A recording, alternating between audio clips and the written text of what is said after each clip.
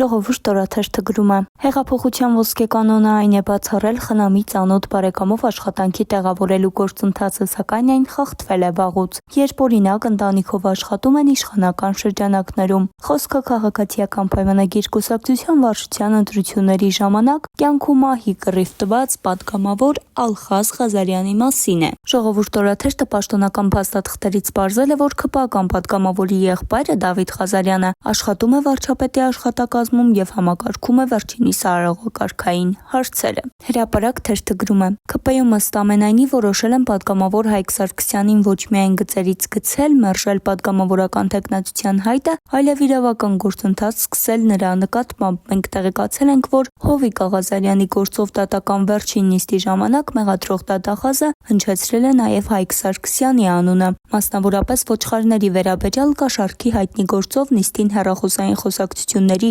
վերծանություն է ներկայացրել դատարանում, որտեղ ոչ այնքան Ղազարյանի անունն է հիշատակել, որքան Հայկ Սարգսյանի։ Պարզվում է գործով անցնող Սլավիկ Կարապետյանն իր աներոջ Աշոտիկ Կամավորյանի հետ հեռախոսազրույցում հիշատակել է շիշ բռնողի անունը, ասել, որ Սլավիկ Պողոսյանի հետ գնացեք Սևանում Ղազարյանի հետ հանդիպեք, ապա հավելել է, որ շիշ բռնողն էլ է այդտեղ լինելու, նախկինում ոչխարների թեմայով ինքն է զբաղվել։ Իրավունք թերթը գրում է. Բաքվի գերությունից այսօր վերադարձած Վագիվ Խաչատրյանը դեռ հիվանդանոցում է, հիվանդանոցային բուժման կարիք ունի։ Այս մասին իրավունքին պատմել է դուստրը Վերա Խաչատրյանը։ Հայրիկը բարձր տրամադրություն ունի, կարոտած է շատ, մեզանից է հարցնում, նրան հետաքրքիր է ամեն ինչ։ Գերությունից բացարձակ չենք խոսում ոչ ինքը, ոչ մենք, այդ թեման չենք էլ արծարծում։ Էական փոփոխություններ հայրիկիս մոտ չենք նկատում, ուղղակի ծերացել է շատ, աչքերում խորը թախիծ կա, պարբերաբար աչքերը լցնում է։ Դե ինչ, այսօրվա համար այսքանը, մնացեք Օրագիր Նյուզի հետ ավելին իմանալու համար։